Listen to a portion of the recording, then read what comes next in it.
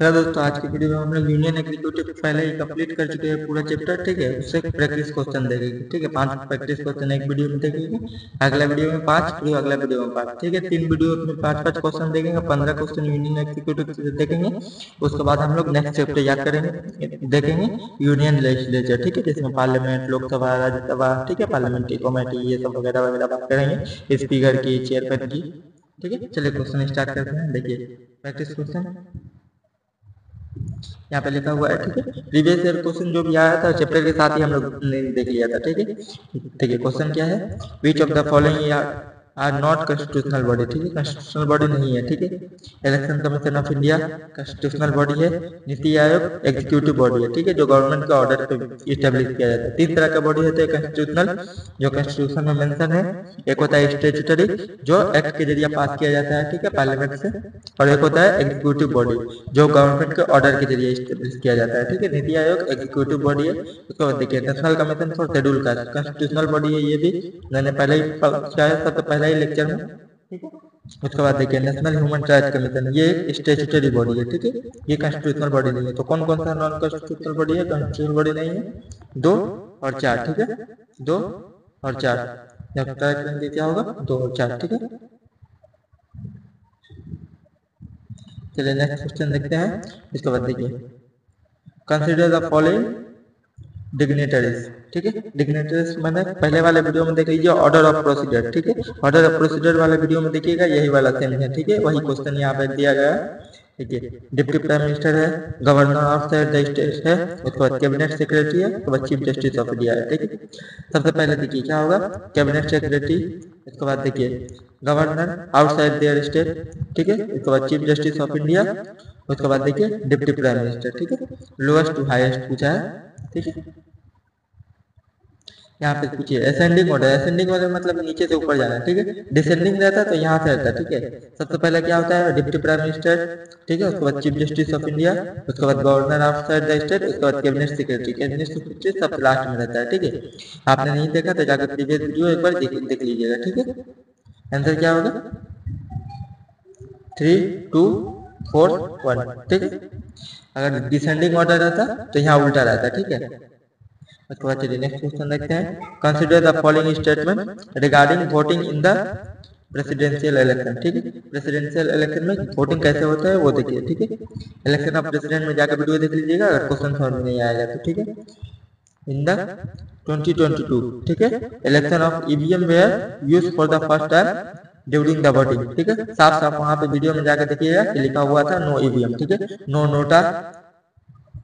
ठीक है, no EVM no NOTA. ठीक है, साफ साफ लिखा हुआ था।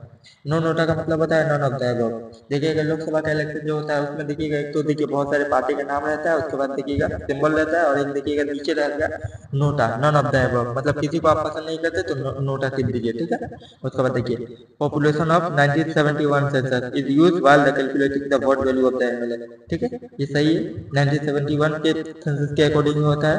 ठीक है, तो यहाँ पे क्वेश्चन पूछा है इनकरेक्ट। ठीक है, ये याद करके रखिएगा, क्वेश्चन बहुत बार पूछता है। देखिए करेक्ट स्टेटमेंट पूछा है और बहुत बार इनकरेक्ट स्टेटमेंट पूछा है।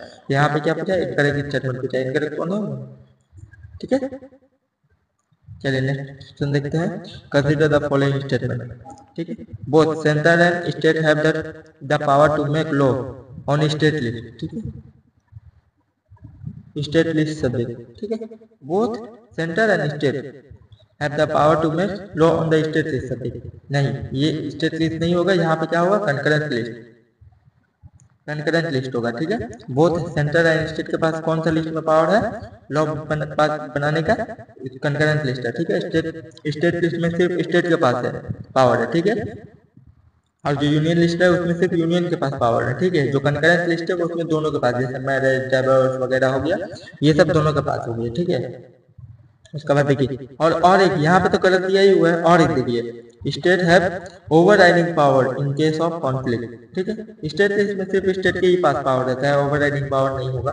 ठीक है, both central and state have the power to make law on union list. ठीक है, यहाँ भी गलत दिया हुआ, यहाँ भी कंकरेंट लिस्ट होगा। ठीक है, बोथ सेंट्रल एंड स्टेट। ठीक है, subject but central have the overriding power in case of conflict. ठीक है, ये वाला स्टेटमेंट सही है, सेंटर है over riding power in case of conflict, ठीक है, यूनियन लिस्ट में। लेकिन ये गलत है कि यहाँ पे क्या होगा, कंकरेंट लिस्ट होगा, यही वाला, ठीक है। उसके बाद देखिए only centre has the power to make law on the topic not mention any list, ठीक, कोई भी लिस्ट में मेंशन नहीं है तो वो किसके पास पावर है, पार्लियामेंट के पास पावर है कि वो लॉ बना सकता है उस लिस्ट में, ठीक। इसके बाद देखिए लास्ट क्वेश्चन देखते हैं, consider the following statement with respect to electoral college, ठीक है, इलेक्टोरल कॉलेज आ गया है, ठीक है, इलेक्शन ऑफ प्रेसिडेंट में जाकर वीडियो में देख लीजिएगा, एक छोटा छोटा मैंने वीडियो बनाया है इसलिए कि कोई भी क्वेश्चन आपसे छूटे नहीं, ठीक है, फ्री में बहुत सारे क्वेश्चन आते हैं।